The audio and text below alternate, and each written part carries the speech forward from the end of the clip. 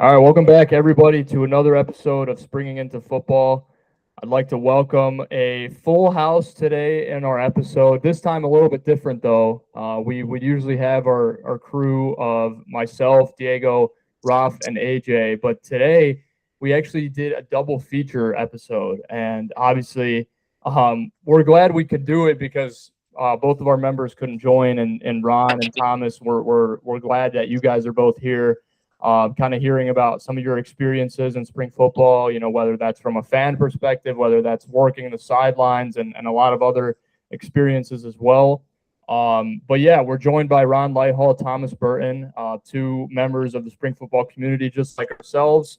Obviously, you guys have to have a little more, ball knowledge, right? That's what we call it, ball knowledge, than the average fan for us to allow you on our show. So congratulations, you made the cut. No, obviously, we always try to do. Let's We always try go. to do some vetting of who we have on the show, but we're glad that you guys could join us today. Diego, thank you for joining us as always, and kind of doing all the behind the scenes work for our podcast. We really appreciate that. All right, so we missed an episode last week, but this week we kind of wanted to cover some things we missed, as well as kind of what we saw in this previous week with week 8. Um, I just wanted to first of all kind of introduce you guys. So Ron, I wanted to you kind of talk to yourself about yourself a little bit, but if you want to kind of give the viewers a little insight of maybe what you are doing now, what you have done, kind of where all of Sure. your spring football origination comes from. Well, like so many of us podcasters with the big network dreams, I broadcast out of Brevard County, which is known as Florida's Space Coast, east of Orlando, and we cover the Orlando Storm, obviously. And we have our podcast is the Storm Report, and I have an incredibly professional partner that I work with, Terry Spain, and we started the podcast early on because we had covered. Terry had covered the Orlando Guardians and the UFL all the way up through the championship last year, and he has a relationship with Danny Garcia and several people within the echelon of the UFL. He asked me to join him because here locally, him and I do a lot of work together, and it just kind of grew. It organically grew, and there's a need for this, and I gotta tell you, Ferris and Diego, what you guys are doing is fantastic. It is what the league needs. It is podcasters like yourself and what we do and what Thomas does, and the league is well aware of the passion driven podcast you guys are doing. So you need to know that every podcaster that's sitting and contributing, no matter how big the audience or how small, that contribution means a lot, and they're aware of it at the league, that that's the driving force within the world of the media. So congratulations to you guys. I mean, this is a great format, and when you said you need some fill in, I said, I'd love to do that. And we all become so protective of our brand. We're all aware of that. We're very protective of our brand and who we associate with and who we bring on. So it's great to be with you guys. So thank you for the invite. Yeah, absolutely. We appreciate you joining. Obviously, you seem to have more experience than a lot of us, like at least in this space. And again, we welcome all levels of experience because that helps us not only grow as a podcast, but as people too. And we want to, hopefully reach the level that you find yourself in right now, is that like being so involved and being so outspoken in the spring football world and community. So, all right, Thomas, if you want to kind of give an introduction of yourself. Obviously, Diego, you found both of these features, so we just wanted to kind of get a little background of both of you guys, just for the viewers here. Well, I mean, I'm not as long in the industry as Ron is. Yeah. I did do a little podcasting in college. It's actually UFL and the off seasons and all the news. But I'm a camera operator, and I love the game a lot. I'm doing sports, and I really fell in love with the Stallions when they came to Birmingham in 2022. I went to the first game. I had been wanting a professional football team here for years. And when it finally happened, I just dove in. And over the years, I noticed like most people weren't really posting about the attendance besides like other accounts, other popular accounts like posted on like Stay the Stallion. They do that. Like talk about that. But I really noticed him and maybe some other guys. And I thought, well, why not try to do that? And I always try to post every week or every day about getting to Protective, trying to pack it, trying to just spread the word, trying to give out news, like trying to say ways we can help this team stay here longer and also to help this league so we can stay here longer, because I think actually the NFL could maybe use a minor league to help them out. I mean, sending players from the practice squad over there who aren't getting the most reps and not getting the most shine, going here, doing all this, and it helped them a ton, I feel like. But I just really fell in love with this, and it was just a thing I just wanted to do. I fell in love very passionately with. Uh, some people might say I have a problem with football. I say they are very right. Um, but I love this team, and I love talking about Stags. I love talking about and everything in general. Yeah, I think you make a great reminder for everyone that, like, we're in the business of, being as loud as we can, and we're trying to, show out for our team. It's not always about the most fans. I think Ron really hit the nail on the head with it, that, like, we may not have the largest audience, but we're definitely growing. And, that's honestly, when we look at it at the end of the day, like, we're reaching a niche audience. Like, I don't think a lot of people understand that. It's like, it's not your typical everyday football fan. It's someone that comes from a distinct background and has a love for the game that is like no other. So, yeah. So, all right, we'll get into the episode now. So, kind of just to hear about you guys. Diego, thank you again for arranging the double feature. It's always great to kind of see new faces, kind of to hear about different backgrounds. Obviously, you guys are both fans of different teams. You guys have, obviously, we never require any, prior like spring football experience. It's just always nice to have that sort of background. So, all right. So just kind of wanted to start it off. Week 8 overall thoughts from you guys. So obviously we saw, pretty wild finishes across the board. We saw Louisville win, as well as some other, games that we saw this week. And honestly, I thought it was another great week in the league. If I would just start myself, really no complaints for me. I thought attendance in some areas was lacking, but again, we've kind of, the theme in the last couple of years in these leagues is that the attendance starts to come on at the very end of the season. So I'm hoping the trend stays our friend and we see that again for these last 2 weeks. But if not, then I'm not going to complain. I just thought it was another great week of football. Ron, you happened to be at Fort Hood for the weekend opener, and you said you had a great time. And so, yeah, you guys also got the win there too. So that's always a plus. We did. And I got to tell you, for a unique experience of being on Fort Hood, there were some things that you're in the media, but you still have feelings. You're still a human being, and at the same time, you want to argue with people, but you got to throttle yourself back. It was a great experience, and what people need to understand is that the UFL extending out into territory, that's never been attempted before. If you guys have ever crossed paths with Mike Reepel, you could not sit there and tell me any other league where you have such access to the owner he's in the stands, he's listening, he's texting, he's tweeting, he's approachable on the sidelines, and he's pushing the envelope.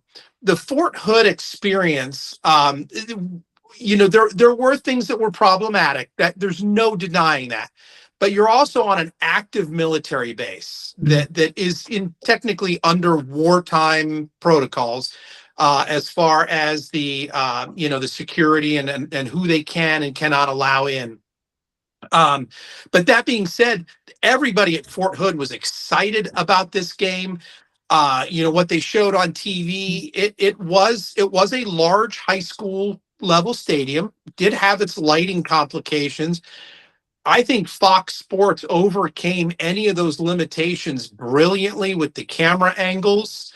And it was just a great experience, and it showed well on TV overall. And the atmosphere and the energy there at Fort Hood was fantastic, and they loved it. But when you give back to the soldiers and the men and women in uniform, that's what this is really about. This was about the UFL honoring America with the hats off to Heroes initiative that they ran, and also the 250th anniversary of these unbelievable United States, with everything going on politically, that's one of those things that brings us together. And also that outside the stadium in the parking lot was a large fan fest going on, so people were migrating in and out of the stadium. So at no point did you have full stands, but at the same time, there were a lot more people not in the stands that were at the game, if that makes sense. Yeah. And I was Yeah, Now, Thomas, I was going to say, did you want to talk about Jack Plummer's 70-yard run, the longest run in the UFL? That was awesome. I had never seen him really use his leg like that. And when I saw that, my jaw just dropped. I was like, oh my God, this guy can run like crazy. He's actually pretty dang fast. I have to tell you, from our vantage point, we were standing on the sidelines, and if you go back and look at the game film, the play immediately before was a short gain. And my broadcast partner said he just needs to hold the ball and do a naked bootleg. And guys, damn it, that wasn't the very next play, and he goes 70 yards. I mean, that's the God's honest truth. Terry looked at me and he just said, I'm telling you, let me coach. So, it was one of those opportunities where, he literally called that. He said he just needs to hold the ball and do that naked bootleg, and he rattles off 70 yards. We talked to him after the game, and he was, the two funny moments everybody were talking about was KJ Hamler's with the cannon shot. Oh yeah. Immediately after, and how startling that was. And I was literally maybe 10 feet away from KJ as he came running by, and that cannon startled me every time it went off, because you get lulled into the play and you're looking at the field and that cannon fire. But the other talk was all about Jack Plummer's wheels. So it was a good game. And Orlando just seems to be the cardiac kids, man. They're the second half team. Yeah, they definitely. Yeah. No, I was agreeing with him. Did you have it? Agreeing. Okay. Yeah. I think overall it was a great week. I think no complaints from me. I tend to not have very many complaints anyways, but I thought this week they really executed some certain things, better than they usually do. I actually happen to be a fan of the camera angle. I know some people weren't. As a camera operator, I did love the camera shots. They were really good with the high school stadium and what they had there. It was great. And I'm gonna put myself out there just a little bit, but I did training for Skycam, and I saw like the stuff they had to do for Skycam. It was awesome. Like I was very. It was an amazing. It was an amazing setup. It was an amazing setup, and I will forward you guys so you have it in your archives as well. But I got some like panoramic shots on how they had to pull it off. If you guys ever want to share that with your viewers. But Thomas, you're exactly right. And tech guys like ourselves, I come from the production background as well. We see the game differently, and I think we build a different appreciation for what camera angles those guys are getting. Just like me, when I got I got into sports broadcasting and camera work, it took me a week to be like, well, I can never watch the game the same, because all I can see is, well, that's a good camera angle, that's a good camera angle, that's a mispress on the buttons. There we go. But go on, Diego. Sorry. No, I was just gonna say, I mean, I think as someone, even if you're a casual viewer, I think just the way that Fox presented this, it was amazing. I mean, as Ron said, it was a great way to honor the soldiers.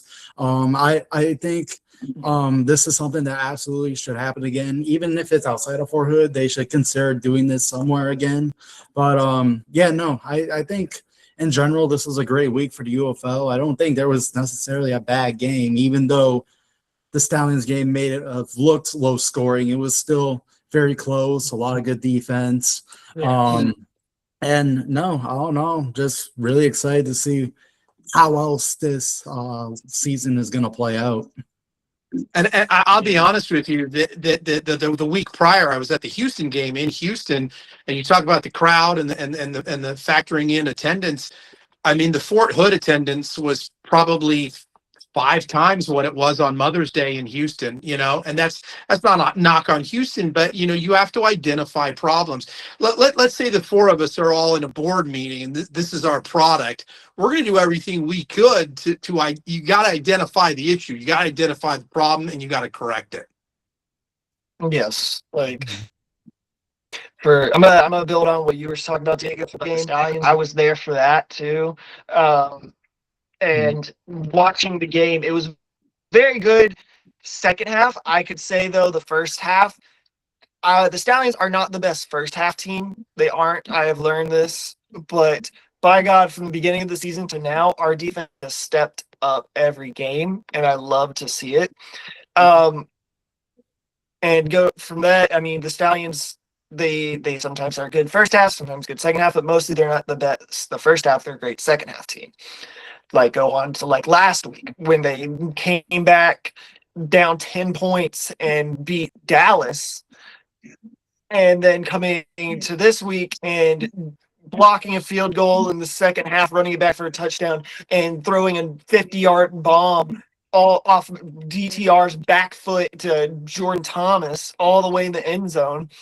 I mean, that it's great. Defense is great. I think offensive line, though, we are just dying down offensive line, just like last year with our quarterback system happening. All our quarterbacks kept getting hurt. This year, all our offensive linemen keep getting hurt. We had to put in our inactive center because one of our backup center got hurt.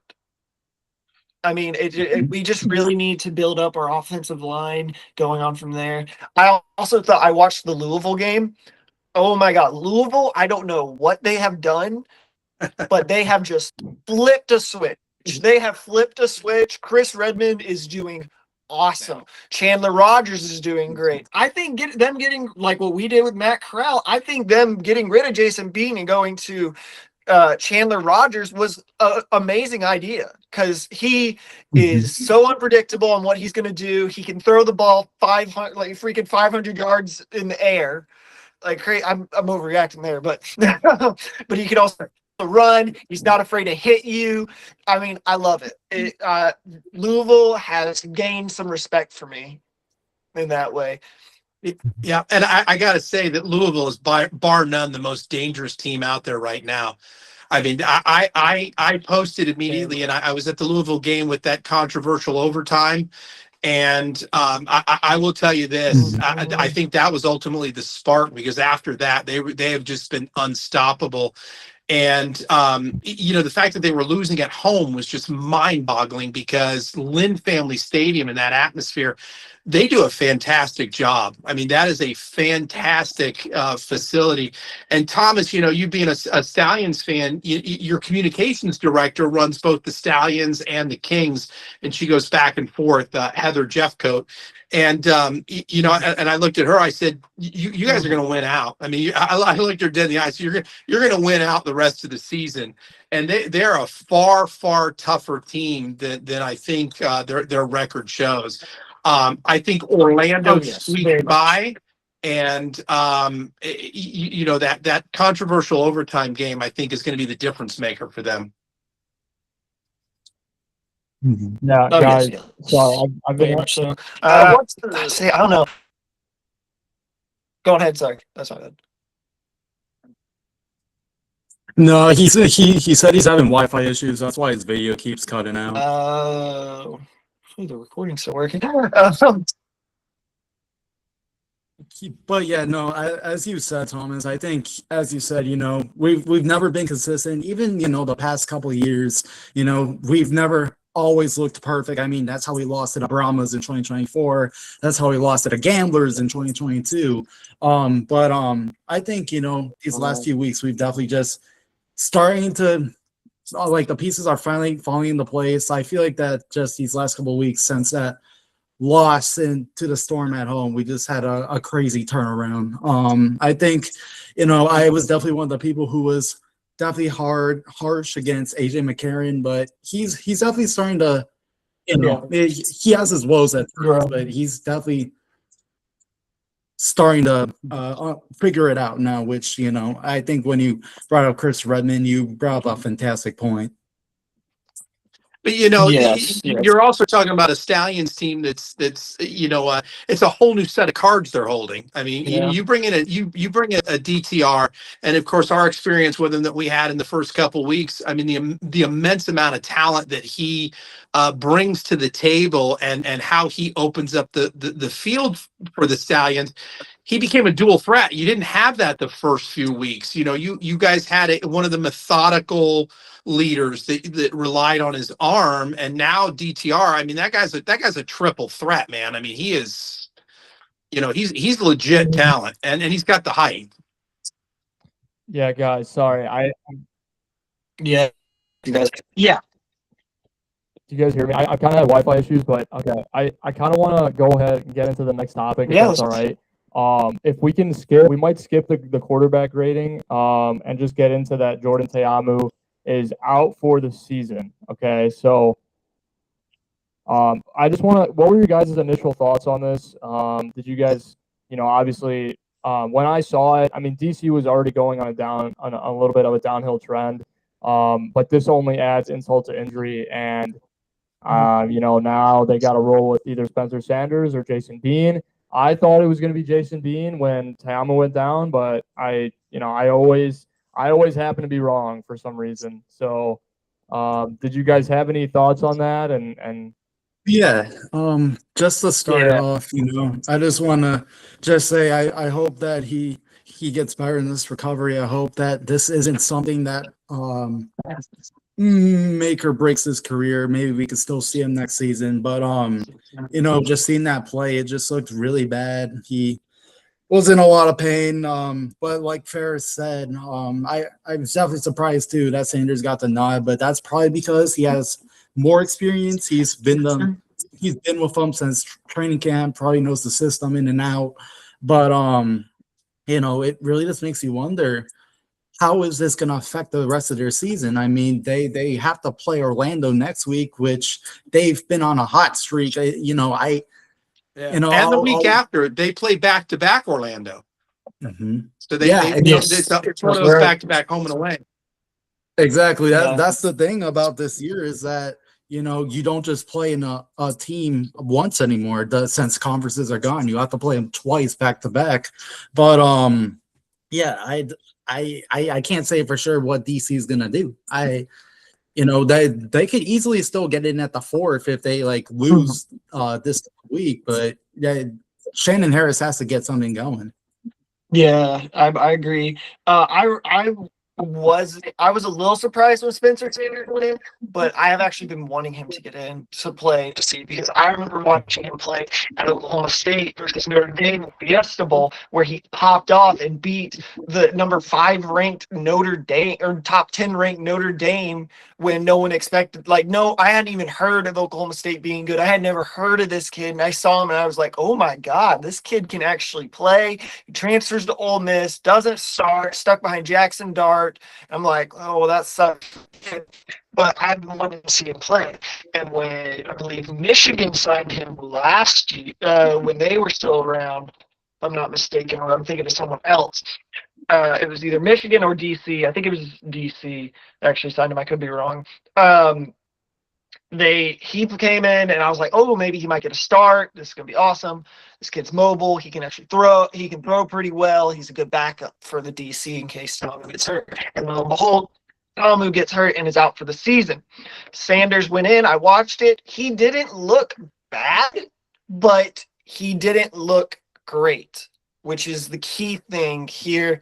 A lot of DC fans are looking for great and bad. They aren't looking at the in between the great and bad, which is good.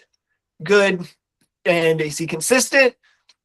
90% of the time he is, I'd say.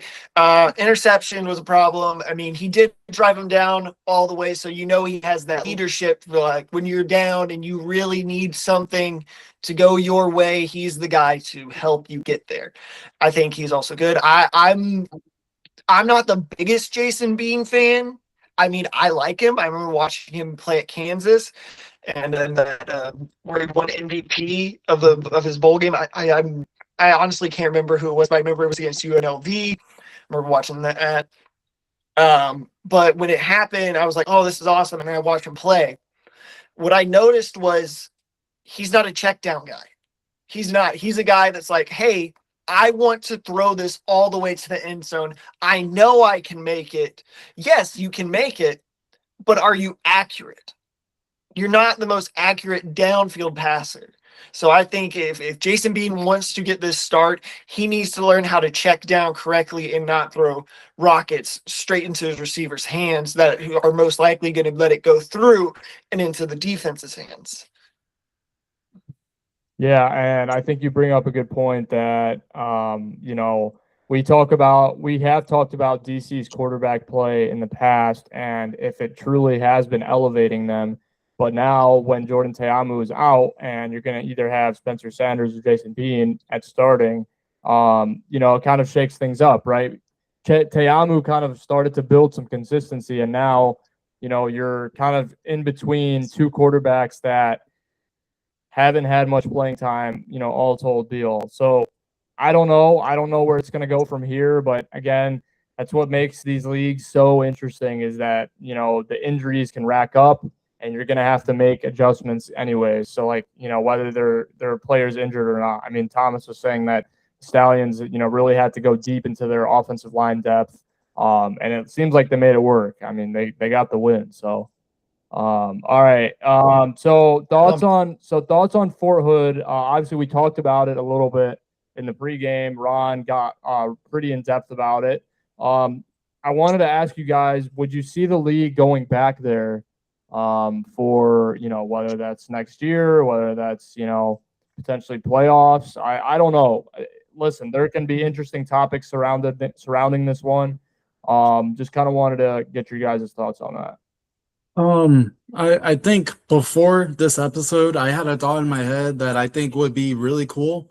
I think honestly the league should consider, whether they decide to add a preseason game one day if the league gets really big, or I say if Houston's still around, they should have Houston face off against the Renegades. Just try to tap into that Texas aura a bit if they decide to return to Fort Hood. I think that could easily be a sold-out stadium if they decide to do something like that. But I think even with how they structured it, I think it just looked phenomenal. Just it was a sellout. There were no tickets available, and just to kind of put it in perspective, I know you saw empty seats, but I was explaining that outside the stadium in the parking lot was a fan fest going on simultaneously, so people were coming in and out. So those empty seats were actually sold, although it didn't translate to television, and keeping the camera angles to one side did help. But you're talking about a football field with the track that has that high school vibe, and then that was separated by the digital display board. But yeah, I will say this: I wouldn't, if I was in the league decision making, I don't think I'd go back to Fort Hood, and for the reasons, the logistics. We originally, in the early part of the season, made our schedule and our flights and everything. And with this particular game was my Spirit Airlines casualty that I had to scramble at the last minute for. So, yeah. But anyway, we were set for Dallas Fort Worth area, and Fort Hood's 3 hours away. So, they bust down 3 hours to Fort Hood there and back. And, we ran into the team bus again at Buc-ee's, about halfway back. Love them Buc-ee's. So I would like to see them stay with like that neutral vibe And if you guys remember, the NFL got this same resistance when they played in London, for the first time in a regular season. They used to relegate those foreign games only to preseason, but then they opened it up to where, as a Florida guy, it's literally like on Jacksonville's schedule, two games in England, where they're overseas. So a lot of the things that, that were initially gimmicky in the league are going to catch on. I would like to see them play in a city that has potential for expansion. I mean, I would like them to go into a market for like a one-time only game. So if they're talking about expansion, and I love Greenville, South Carolina, I think it'd be a fantastic location. So I'm going to use them as the example.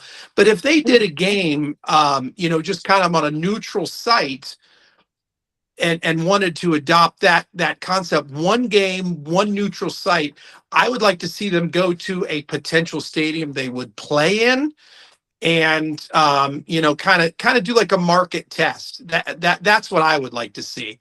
All the chatter about the Birmingham Stallions possibly leaving, I don't see them. I don't think Houston has a chance of staying in Houston. I don't see them. I don't see Houston as anchored in Houston. But I do agree. Getting back to it, I do agree. I don't think they should go back to Fort Hood. I don't mind them going back to another military base, but I think they should really do the one-off game in a neutral test site. That's just my take. Okay. Yeah. Listen, I think. Yeah, go ahead, Thomas. I was just agreeing with him. That's a good idea.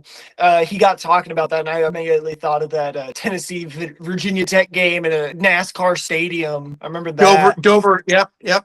Dover Speedway. Yep. But I also had mentioned this past week about, I think it was during the Louisville game, and I thought about it. I was like, well, they have the Derby Classic going on, and they moving that out. We have two horse teams in this league. Why don't you play the Stallions and the Kings during the Derby Classic? You don't have to play it every single time in Louisville or in Birmingham. Shoot, you could play it somewhere near the Derby. I think that'd be a really good idea. Yeah, these are all good ideas. I'm sure, Ron, you are as involved with the higher ups as anybody. So no, I don't want to come across as that, but I do listen. I do, we do chatter. I'm not in the decision making process. No, yeah. But you do pay attention, and I have to tell you, the league is extremely receptive. And guys, they're watching these podcasts. They're watching what's going on, and I will tell you, you will not find better ownership in any league than Mike Repole.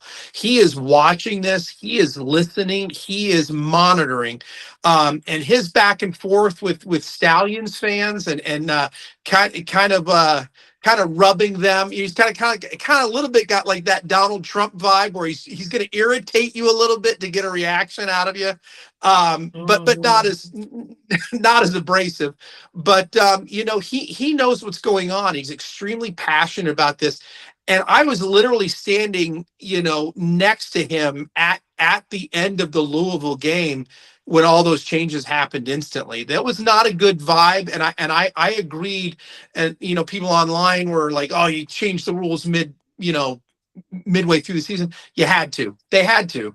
And 2 weeks later, we end up in an overtime situation again with Dallas, and potentially could have seen another disastrous overtime, and you don't get that. One of the things, and this is like a little bit off topic, and Ferris, I really apologize.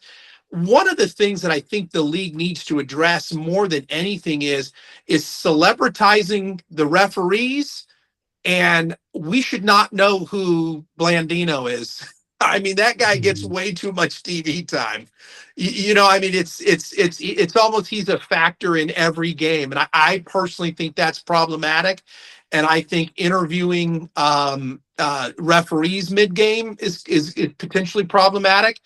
And I also don't like the DraftKings coverage mid-game. So Oh yes, yes. That's literally been one of my biggest gripes with the UFL since the merger occurred. And I think you hit the nail on the coffin with the referee interviews. That's just something that just does not make sense at all. I mean, the Blandino one isn't as bad, but he shouldn't be talking for as long as he does. Yeah, yeah. It's just Yeah. one thing to try to get viewers to watch the UFL, but you're already taking up so much camera time talking about things that don't need to be addressed. One of the things we said is, nobody wants to see how the sausage is made.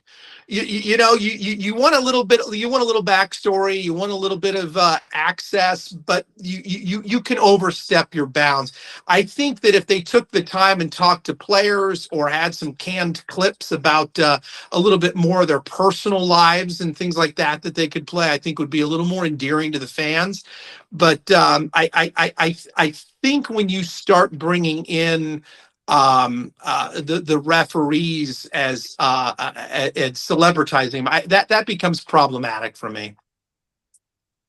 Yeah, and it wasn't off topic at all. I think it's a relevant issue. I think it needs to be addressed. I think with 2 weeks to go in the regular season, I think a lot of these things will be addressed, and I'm hoping they are, as any spring football fan would, because they're all things, like Ron said, like I'm sure, we have people watching this that, potentially are in the decision-making committee. So there's a lot of things that, we're bringing up that are very important. And so we want to make our voice heard from potentially any viewers or audience potentially seeing this. So, yeah.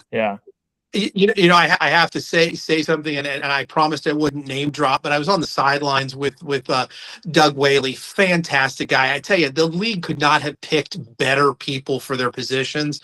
And we talked about a little bit of that, and he said, there's some things that fans are complaining about, and I said, you know what? Don't focus on the word complain. Focus on the word fans. You've got passionate fans out there that are genuinely bothered by this. Focus on the passion of those fans. Yeah. I mean, listen, I totally agree. I think, we always want to promote, more fans at the games. We always want to promote rules that make sense to the football mind. That's something I've said in the past, right? When we had that play in Louisville in the overtime period, it didn't really click with anyone, and made sense why they made the change, and it shouldn't upset anyone, right? It's a change that should have been made. So I'm going to tell you, the ending of that game was literally, you could not think of a better term than just a pop balloon. I mean, you had all this energy going back and forth, and then that game over. And everybody was stunned. Players didn't know what was going on. Coaches didn't know what was going on. The referee had to walk over to Coach Beck and explain to him what's going on. And he had to turn to the players and say, we won. And then they had to turn to the Louisville team and say, we lost. It was a very awkward, very deflating for people that stayed through rain and were there at the very end for Louisville. It was a deflating moment. And good on Repole for saying never again. And honestly, that's my take, is good on him for saying never again.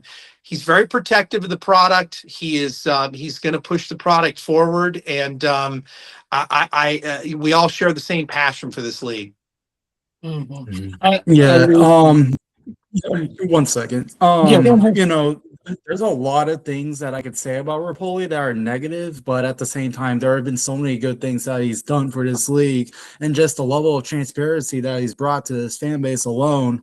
There are things like the Battlehawks move to Energizer Park that is very controversial. Just alone, but I mean, at the same time, it's kind of in the vision that Rapoli wants to bring with the soccer Saiyans and all. But when that moment happened in the Louisville game, I was literally yelling at the TV. I'm like, what is happening? Is this really what we're trying to do here? And then I tell you, the moment Blandino showed up on the screen trying to explain it, I turned off my TV so fast when he tried to do it. But one of the things too, though, is there's many times that I just came home and experienced the game. I come home and I rewatch it on YouTube, and what's on TV just seems so different than what I just witnessed. But in the games on the Jumbotron, there's Blandino just like you would have in your living room. So the fans are seeing it as well. And it's like, well, who's calling this game? And it's kind of like you go to customer service and you've got a complaint. And how much energy do you want to spend with this clerk behind the counter when you really need to talk to the manager? And that's how I feel about like the levels of the referee. I mean, are they going to referee the game or are they just middle management? Yeah, I think, like you said, we have to kind of tone it down in some areas, right? I mean, we shouldn't be giving, VP of officiating just sounds so out of pot, like just it doesn't fit like at all. I mean, why, you can do a lot in the back end. You can do a lot like off, out of, off of TV. You don't necessarily have to be featured on every review, it becomes a lot at that point and becomes repetitive. And so, I totally agree with all the points. If you guys don't mind, we're going to move on to the next topic here. So the Louisville Kings are still in playoff contention. They've kind of gotten a couple wins here in the last couple of weeks. Most recently against the Defenders, 33-30. And they actually beat them twice. We talked about it a while ago on one of our podcasts. We had a feature in Ducky, and I'm sure you guys may have heard of him.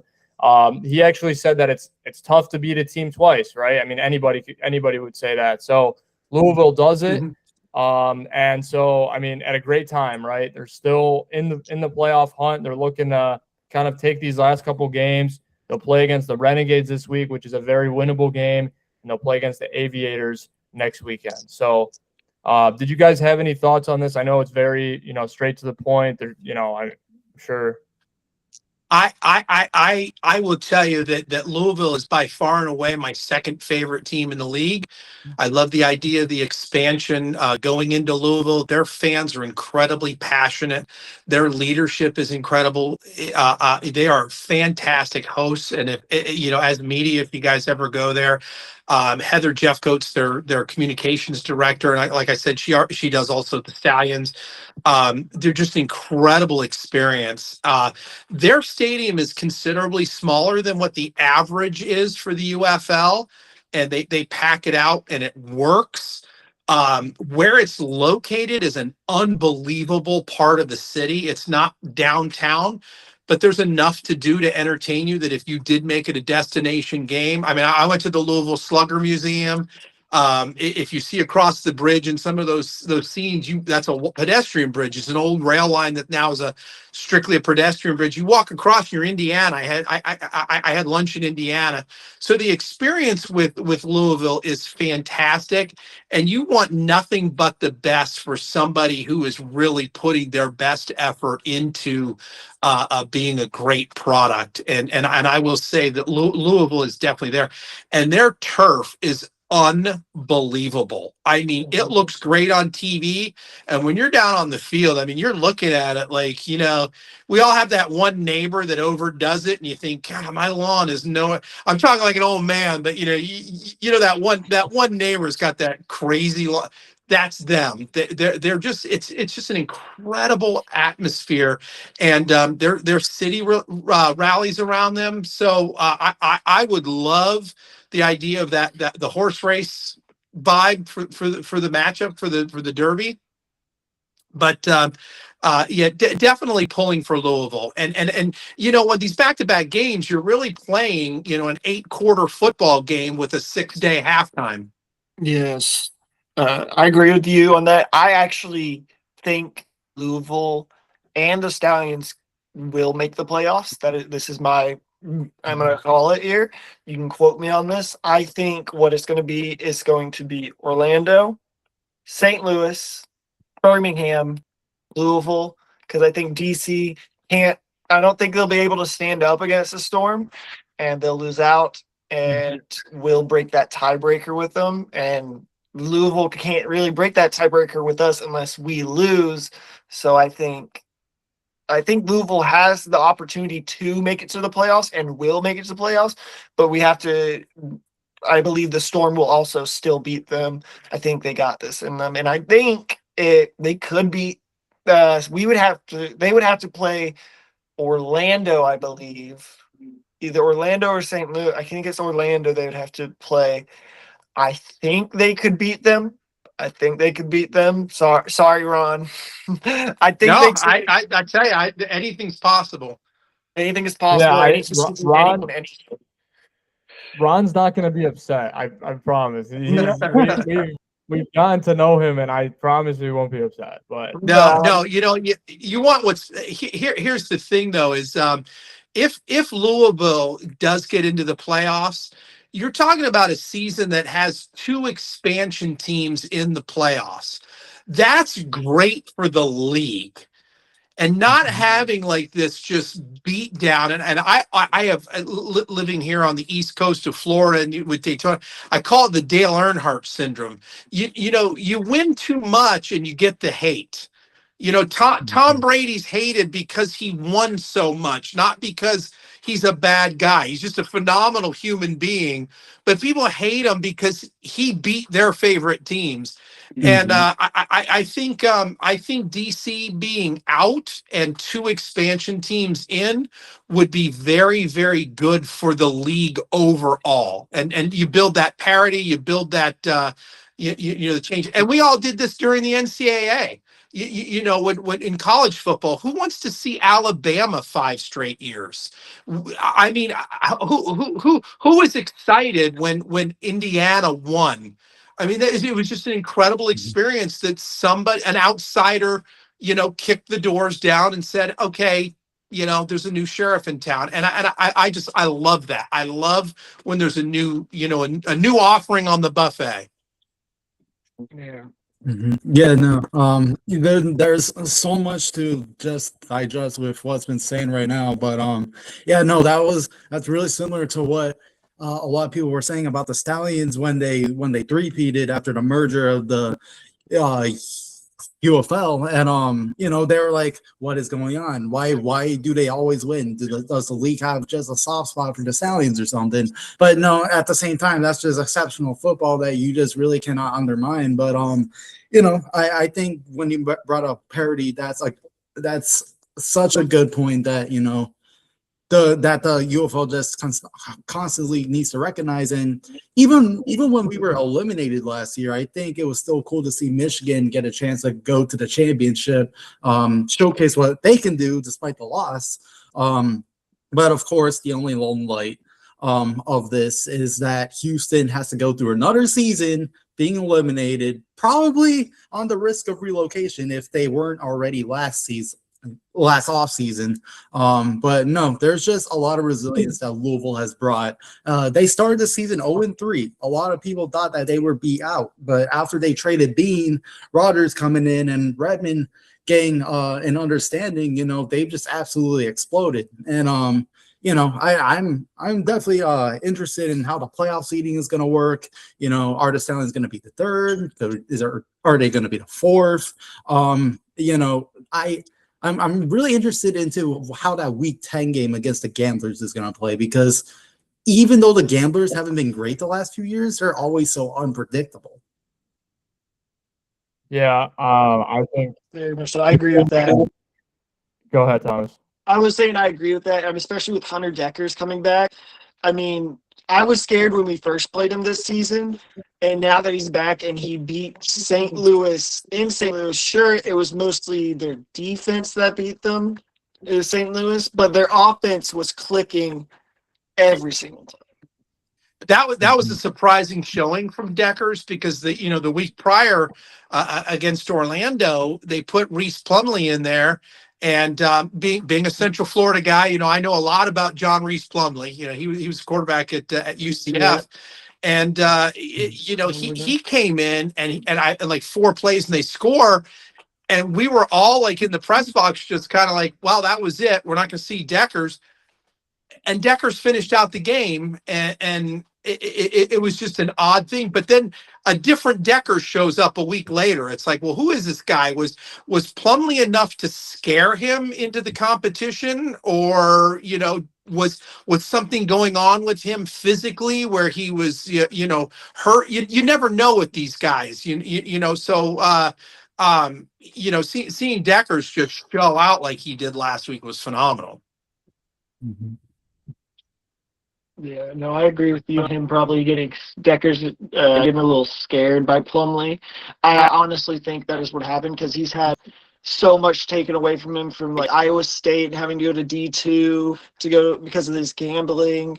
But I think Deckers did get scared and realized, hey man, I can't keep skating by like this all the time, doing mediocre, all this, and kind of looking good to be like, hey, I can be a starter, to now like, hey, I am a starter. I got to play like a starter.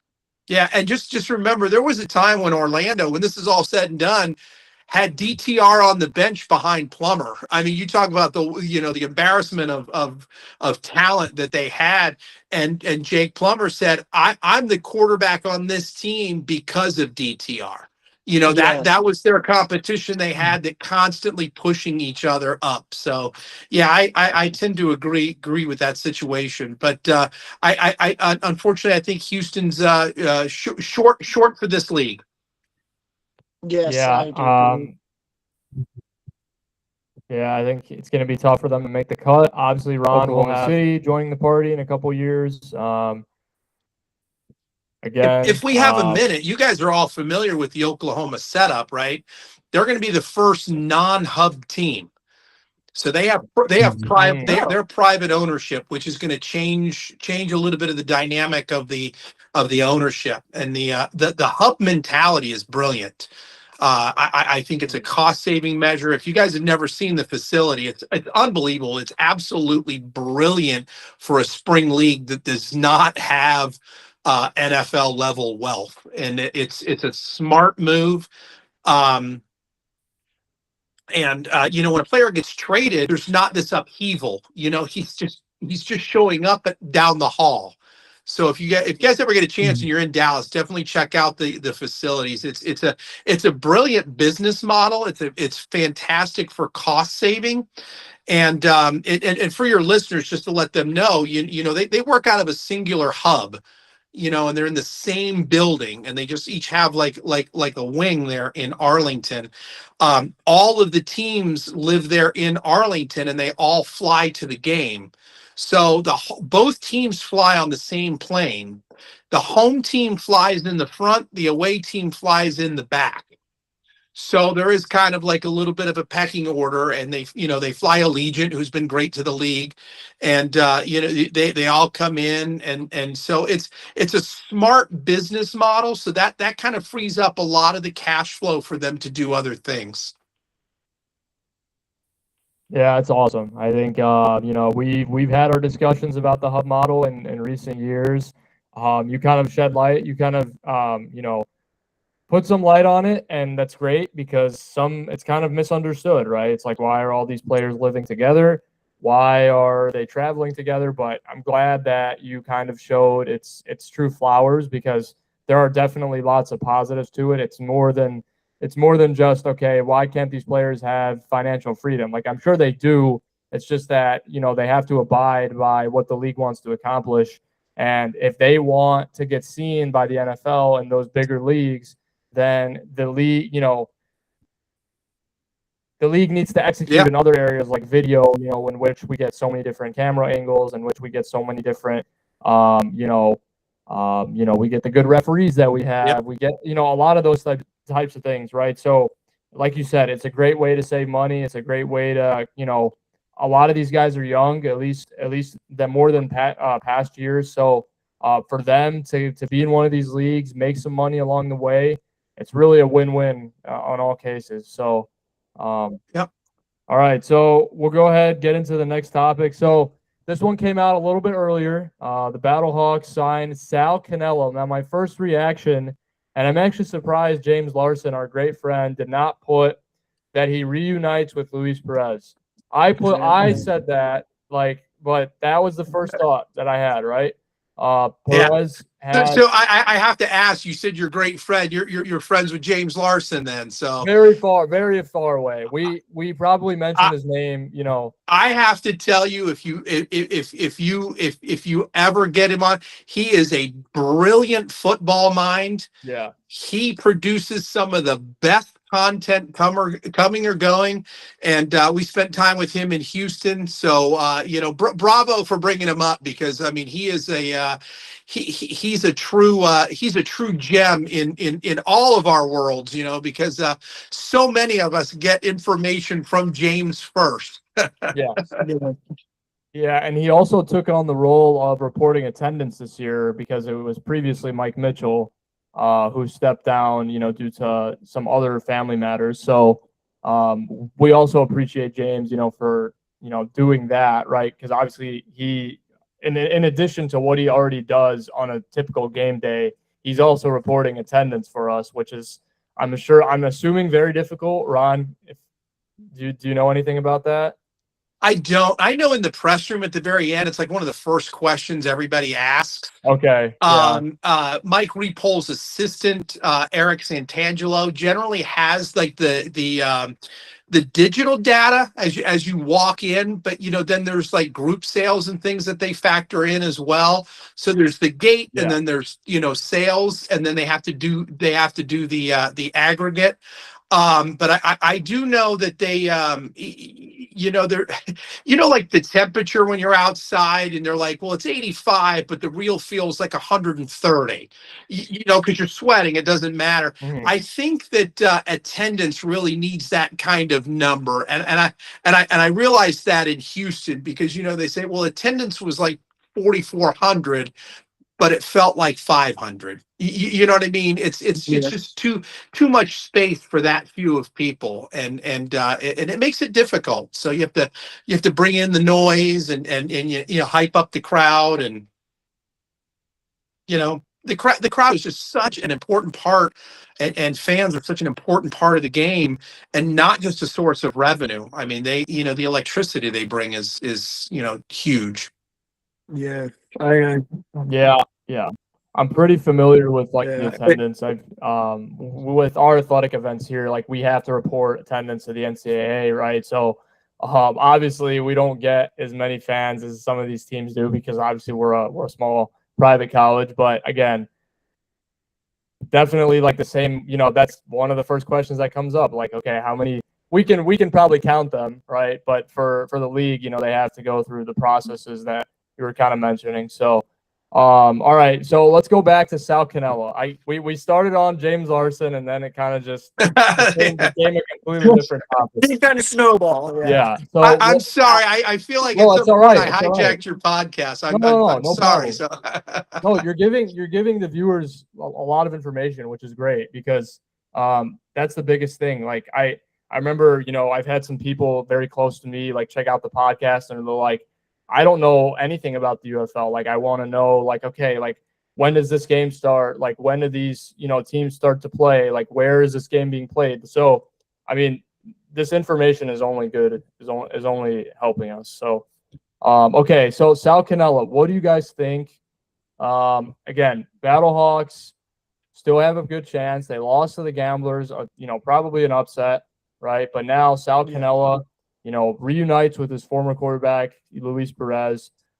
Spent a year with the Browns, was Cannella in 2025, and now he's back after Tyler Neville suffered a season-ending injury. So, what do you guys think? I feel bad for Tyler Neville. I hope he does get better. I want to say that because great story, overcoming cancer, hearing all that, and just to be here and to succeed in this league of opportunity. It's great. But Sal Cannella, as an Alabama fan, I'm not the biggest fan of Cannella, I'll say. But as a football fan, love Cannella. Love him. The guy is amazing. Has great hands, great hand-eye coordination, great route running. Oh my God, I could say so much more about route running, but we would go into 5 hours into this episode if we did that. But him, Luis Perez, having that connection tight as just being super tight together. It's great. And you're gonna love to see it. I mean, being back with like the old XFL where Canelo on the Renegade with Luis Perez helping him win the freaking XFL championship. I mean, y'all remember that? I remember where I was for that. That was awesome. Coming from a team that had nothing, was at the bottom of the league, barely made it into the playoffs, and goes in and wins the league, or wins the championship. It's awesome. I think Canelo will make a difference in this upcoming game, and I think I could see Canelo going up higher into the NFL rosters and possibly playing and starting in more games than he did last season. Yeah. I hate to see a team like St. Louis add more weaponry. Yes. I mean, you're talking about a playoff-bound team, and they're scary now. And then, this is not a Dallas Renegades transaction where you're like, oh, yay, good for him and good for, good. This is scary. This is a scary combination, and putting together inevitably, if Orlando advances, they're going to see the Battlehawks. The Battlehawks are that strong, and losses for the Battlehawks are outright shocking. And when they were here in Orlando, they play at a different level. So as guys who've all followed the college game, when you're out of your depth. And that's how I feel with the Battlehawks. They are a solid team to begin with, and then they go and add another dynamic for guys that have already had a phenomenal relationship, who are already, they have been feeding from the same trough for many years. And it's almost like a twin brother situation. It's like, okay, well, Deion Sanders boys, that you could put them on any team right now and they're going to instantly click. And that's what makes them dangerous. And I don't have good feelings about this acquisition. So for my own selfish reasons, because I think the Battlehawks are crazy scary. And when they lost, that was shocking. It's one of those things where I couldn't believe it. Yeah, Diego, did you have anything? I know. We talked very about it good. a little bit. There's a lot of good content that's been being shared. It really sucks to see Neville go down like this. I thought he was looking really good. But I am really happy to see Sal Cannella back. He's definitely been one of those names that you can easily recognize. I know a lot of people were sad when he didn't make the roster or just didn't come back. But this definitely gives a spark to the Battlehawks. But at the same time, I'm curious as to how this offense is going to respond to playing Houston again. They've never looked perfect. Kroll is still learning. So is Luis Perez. No, I think if you give him the ball, as long as you don't run like a screen or something, Sal Cannella will catch the ball. But no, I think this was a great signing. I'm not gonna say that the Battlehawks are gonna be absolutely scary. I mean, you don't know for sure, but I'm really excited to see what's gonna go from here. Yeah, and not to mention that, is it a shock that Cannella made it this far into the season being unsigned? Again, I don't know if he's dealing with other things, and again, I'm sure he was, maybe he was hurt, right? But again, to be signed this late in the season, it only turns that many more heads, and for us to say like, okay, the Battlehawks look a lot more scarier now, going into the last 2 weeks of the regular season. So. When we first sent it to all our group chats, we had some good reactions, right? It was like, okay, he's reuniting with this quarterback that they saw so much success with together. So it's going to be interesting. I'm pretty excited to kind of see how they fare out. And you got Houston this week, who you're hoping to split with, and then you round out the season with Dallas. So. See, in my mind, I got that whole Brady Gronk thing. It's there's just that rhythm, the rhyme. It's almost a beautifully choreographed dance that whether they're wearing Patriots gear or they're wearing Buccaneers gear, they're just on a different level. And that I think is the scary factor. And you get that score at will mentality, and that's an unstoppable force. When a team is comfortable and they get that score at will mentality, it's brutal. It's going to be interesting to watch. But again, you start getting that foresight. Orlando's clinched.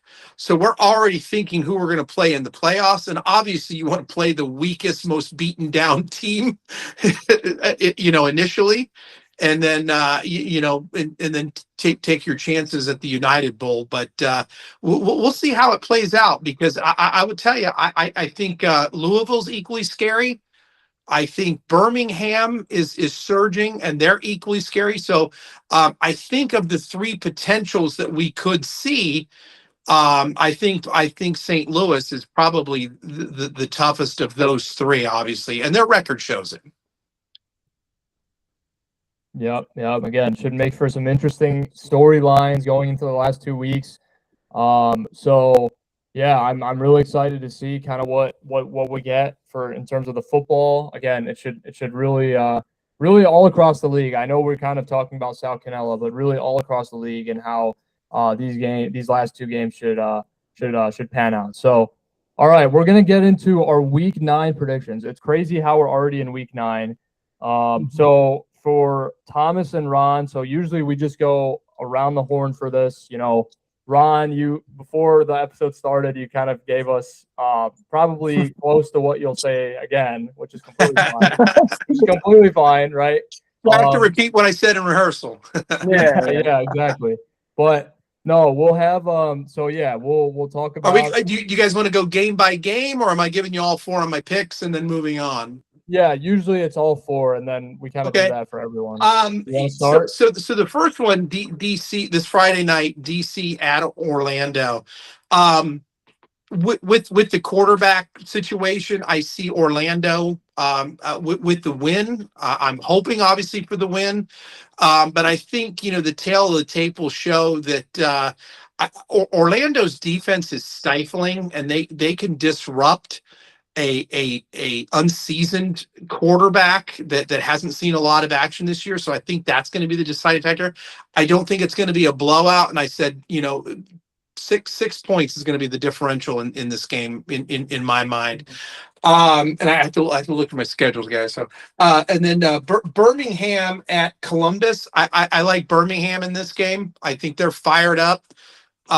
Columbus has had a lot of off the field issues, with what they've dealt with. And they don't have an established home field advantage. I don't think that's going to be a factor. So I see at least a touchdown to 10 points for the Stallions on that game, even in Columbus. Dallas at Louisville. I'm taking Louisville all the way. I mean, Louisville tasted victory at home for the first time. Chandler Rogers is an amazing quarterback, and they can move, they can make it happen. That atmosphere is going to be electric now that they show their winning ways. The fans showed up, when they weren't winning, and now with a potential playoff spot on the line, I really think Louisville holds a very strong advantage. And what I saw last week in Dallas is they're very erratic. They can get a good play, a big play, but they also can epically fail emotionally, and the things start to fall off. And you see that, you hear it, you hear the chatter on the field that sometimes the cameras at home don't pick it up. But I think Dallas is on a little bit of a skid. I think Neuheisel knows that. I think it's recognized by the team. And again, I think it'd be fantastic for the league for Louisville to win out and take that fourth and final spot, as an expansion team. And then St. Louis at Houston. I got St. Louis all day, man. That Houston game was a fluke. I don't think at home, obviously, again with the attendance numbers, I just see St. Louis saying, yeah, not twice. So I think Seattle is going to come out as Seattle. I'm sorry, St. Louis. I've already got expansion on my brain.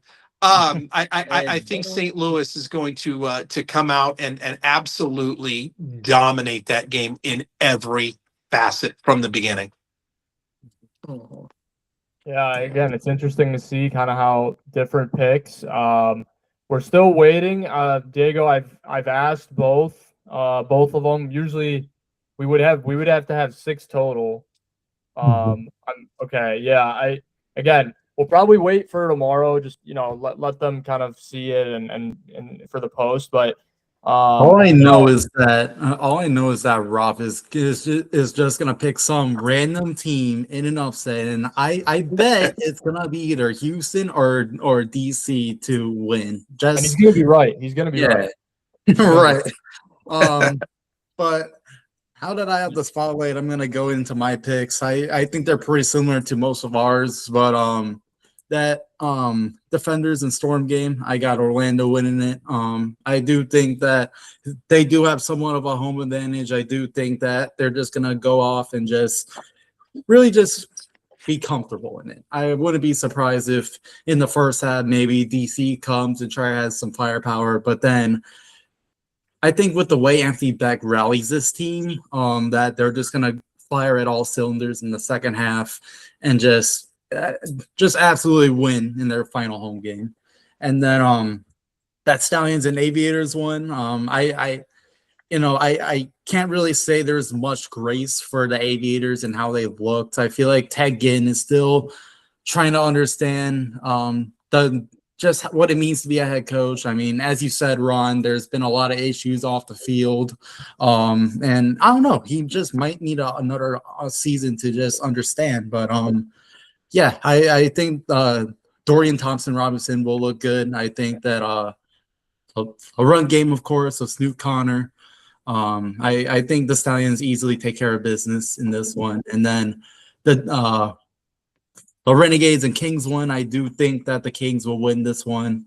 Honestly, I want to see a QB change for Dallas. I mean, you're already sitting at 3-5. Your chances are not looking great. You might as well just give guys like Luke Lennon a chance. Or if they're so comfortable with Greg Ward at quarterback, how about you just put him in?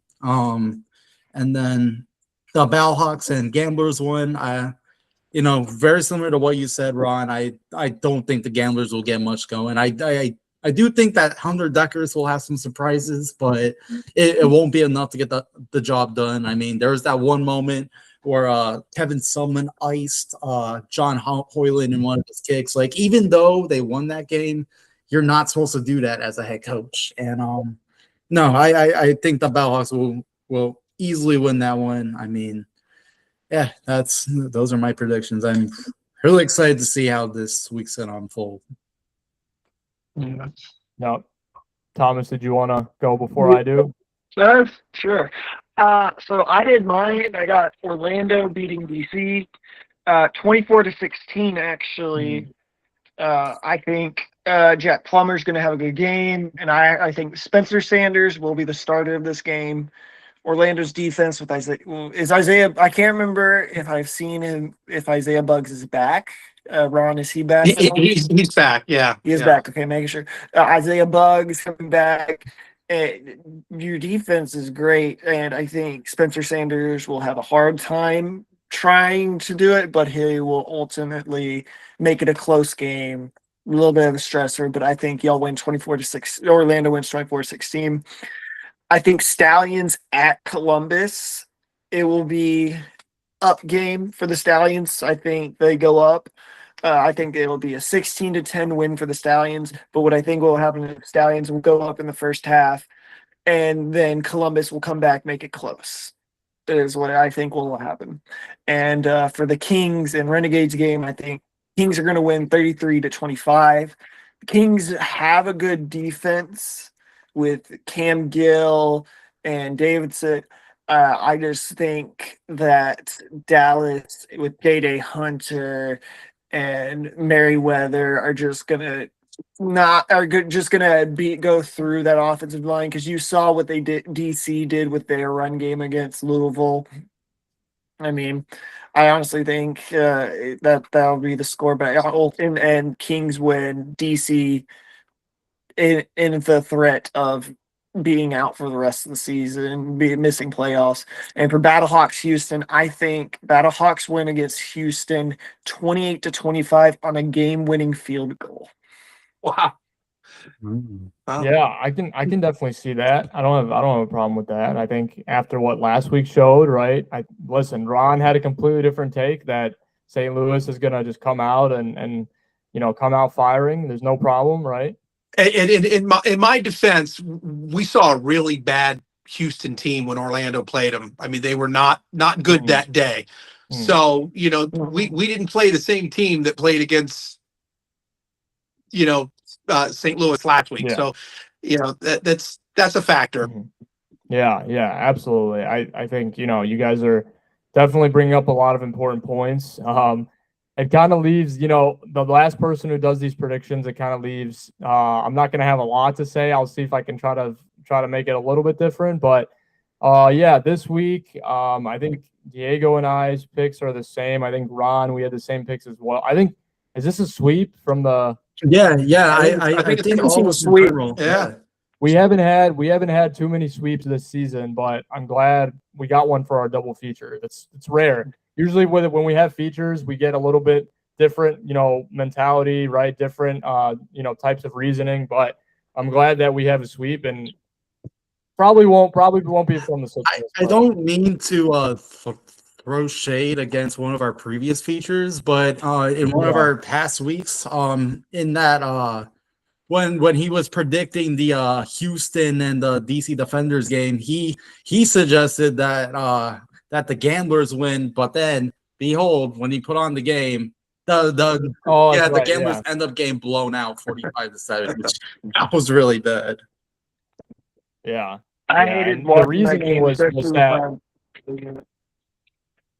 was that Jordan Teamu's inconsistent. He's going to throw a lot of picks, and I think that was probably his best performance on the season. I think, yeah. So it didn't work out in his favor, but nonetheless, I'll go ahead and get into my picks. So for week 9, DC at Orlando, I have Orlando taking this one. Again, if Jordan Teamu was still playing, I'd probably still take Orlando. I think they're on, they're getting a lot better. The defenders have kind of, hit a rough patch, and there's nothing.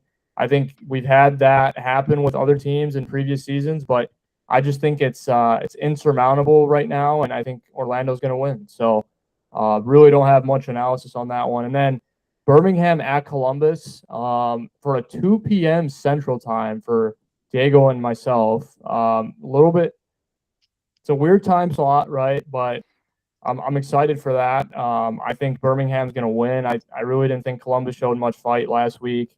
It's unfortunate. I think they have shown fight in some games this season, but just really after last week, as an Aviators fan, by the way, I didn't tell Thomas or Ron that, but I haven't seen much fight from this team, so I'm gonna take Birmingham in that one. Okay, and then Dallas at Louisville. Probably would have had a different answer a couple weeks ago, but yeah, Dallas just hasn't looked good. I think their defense has really taken a step down from the first 3 weeks or so. So yeah, I got Louisville winning that one. I think they're going to have a great day on both on the air and on the ground. And so I'm really looking forward to that game as well. And then for the final game of the weekend, St. Louis at Houston, I have St. Louis winning. Again, it's hard to beat a team twice. And it's especially hard to win when you just got a really good player in Sal Cannella. And, we've seen it the opposite way, where the team that maybe wasn't favored wins on the road, but then now the opposite team, just makes adjustments, and they happen to win on the road too. So it happens actually a lot in a lot of different ways of football. Like, whether you're playing in college football, like conference opponent, Or if in the NFL, when you have to play division rivals twice. It just so happens that you beat the team on the road as opposed to at home. So, I got St. Louis winning that one, and I think it should be a great game. And hopefully we don't see inflated attendance numbers at Houston, and I wouldn't be surprised if we do. But again, Ron said, you kind of need something to measure that, right? It's like, how much does it really feel like? How many people does this really feel like we have? So, again, another great week of football on tap. I'm really excited, and I'm sure we'll all be in touch about what's going on. So, all right. So a full sweep. You heard it here first. Spring into football, we have a double feature: Thomas Burton, Ron Lighthall. Double feature, and we still have a sweep. Now, I'm hoping that our original members, Raf and AJ, can complete the first ever double feature full sweep. Okay. If so, that's gonna be a historical thing for our podcast. Okay.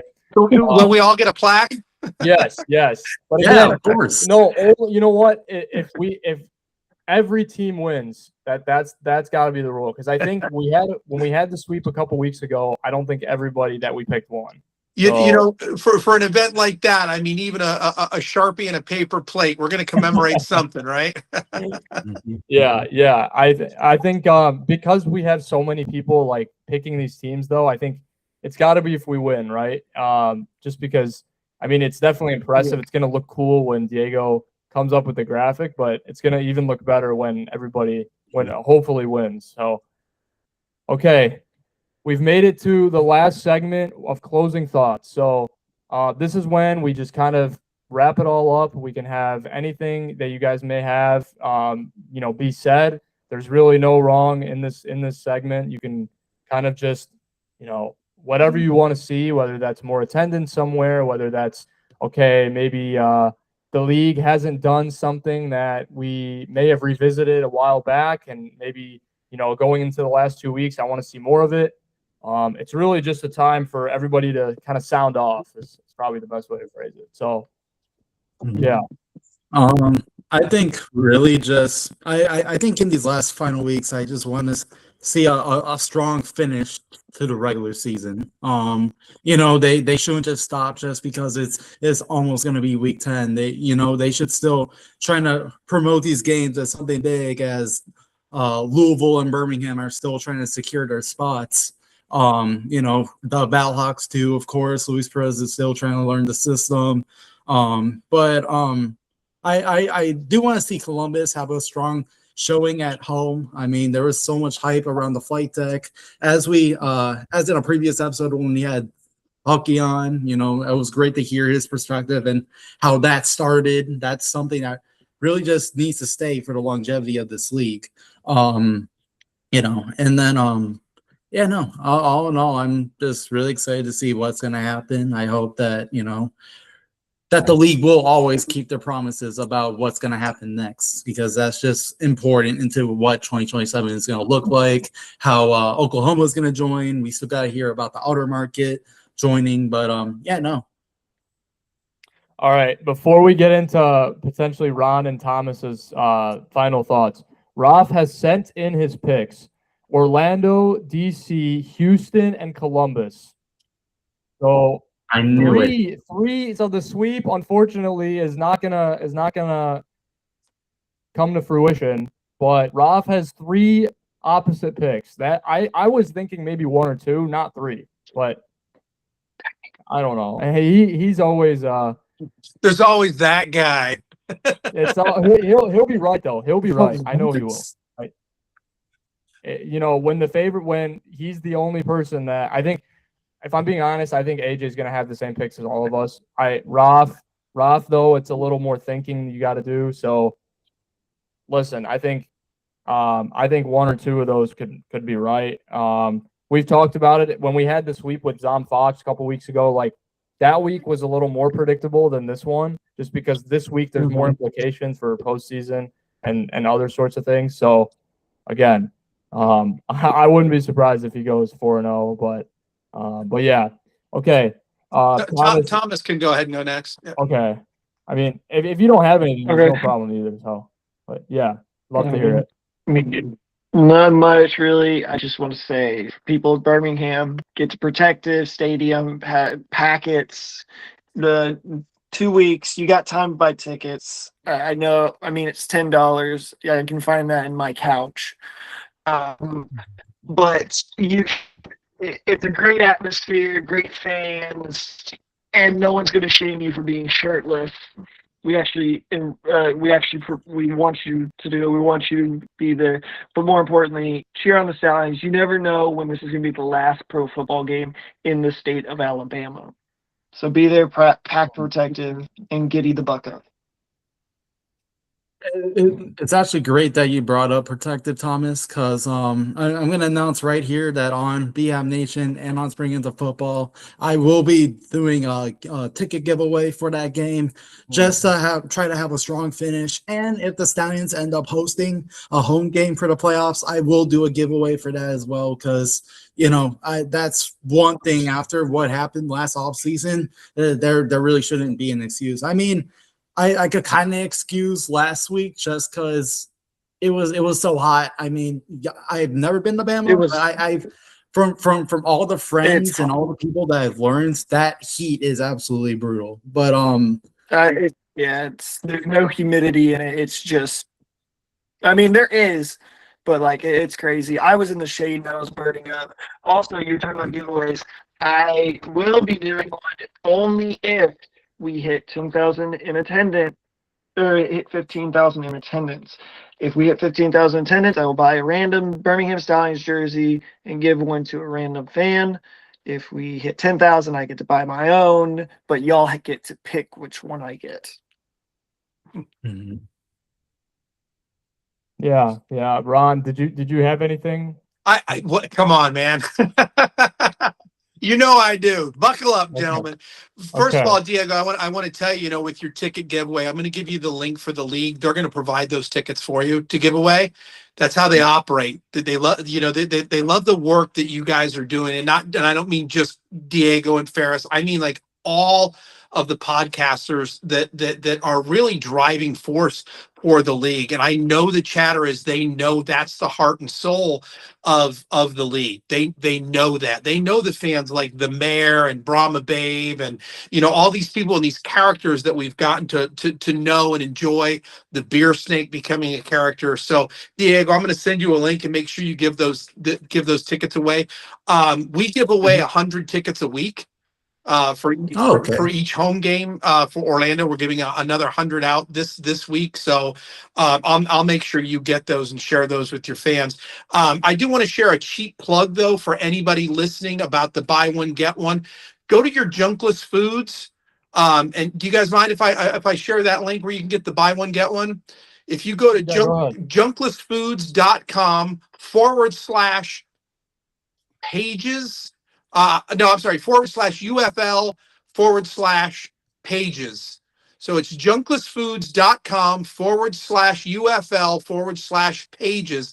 That will take you to a link that Junkless Food provides buy one, get one tickets. Mm-hmm. So, that helps take that burden off. If you're like, hey, you talked about the $10 in the couch, but I can't stress to you guys enough what an honor it is to be a part of your show, and thank you for having me on here. And this is great. This is what the league needs, and it's that camaraderie we all build. You guys are obviously in completely different states than I am, so your take on the game is going to be different on my take of the game. But again, the league knows you guys are out there, and you guys do a great job by not saying anything negative to the league. Because coming in, we said, hating any one team is hating the whole league, and the term, the tide rises all ships. We don't want to sink a single ship. we want all these teams to have great seasons. So, great work, guys. And again, thank you for having me. It's been a pleasure.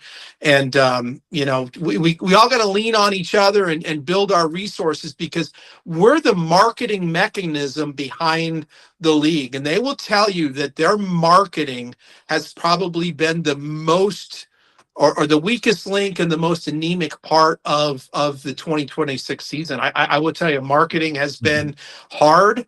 And for the particularly the expansion teams that didn't have those mechanisms already in place. So, bravo to you guys for pushing the league and getting it out on the forefront, and the knowledge you share. So that's fantastic. Yeah, Ron, we appreciate you. So we appreciate Thomas and Ron. I mean, both of you guys, like Ron said, everybody that we bring on, provides a completely different perspective to the game, and that's what makes shows like us very different, right? Again, when we first started the show, the biggest thing we wanted to do was get to an audience that is niche, get to an audience that maybe isn't the most popular by by football, but it's a fan base that has learned, right? I mean, we have seen a lot of different fans. We've seen fans that have watched maybe one game. We've talked about this in the past, like doing chores at their house, right? Like having the game on in their background. But then it's something that becomes a snowball effect to where they're going to start learning about the players. They're going to start learning about the refs. They're going to start learning about the officiating. So we have really, I think we've done, we've done our best, I would say, in creating those fans throughout the way, like those that have been converted from casual fans to those that have become a lot more invested in the game itself. So, I think, when I was just starting BM Nation in 2022, I started that right after that first season ended in Birmingham, and I made it just because I wanted to give my voice. I started watching in 2020 with the 2020 XFL, and I feel like I've just come a long way just covering content, but also allowing people to understand what spring football is, why it absolutely needs to stay, just why, if you're on a tight budget and you still want to get out to get to the games, the UFO is absolutely great for that. And I with this podcast too, we always try to allow everyone's voice to be heard, negative or positive. There's always something you are able to say. And then to you, Ron and Thomas, you guys are always welcome to come back. If you guys want to come back for the draft, if you guys want to come back for the playoffs, you guys will always have a place for it. We always mention our previous features, what you guys have done. And no, it's just a great honor to hear your guys' backgrounds and what you guys have had to share tonight. Yeah, guys, thank you so much for really everything. Again, like Diego said, we'd love to have you on a future episode, whether that's a couple weeks down the line, maybe sometime in the off season, right? Just really the time we had today, like really gave us a lot to think about like, okay, how are we gonna approach it now that we know, like, okay, Ron is like, you guys have more eyes on your podcast than you think, right? So it's like, okay, like we definitely want to take that into consideration, like how we're doing things and how we're showing out for these people that watch the streams every week. So we appreciate both Thomas and Ron for you guys joining here today. Diego, we thank you as well for any behind the scenes work that you provide on a week to week podcast basis. Guys, I just want to say thank you one more time, and enjoy another week of football. I'm sure I'll be in touch with Thomas and I'll be in touch with both of you guys. I really appreciated everything you guys brought to the table. So, I think Diego's computer just lagged out, but it was good. He got to say goodbye. And I was like, oh. Yeah. So, just want to thank you guys so much, and we'll see you in hopefully soon. I'll be sure to keep in touch with both of you guys. Really had a good time. Fantastic. Thanks, Ferris. You're a wonderful host. We appreciate it. Thank you so much, Ron. Great talking to you. You too, Thomas. Thank you. No problem. Thank you. See you guys. Thank you.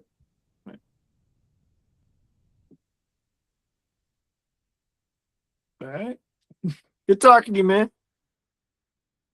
Okay.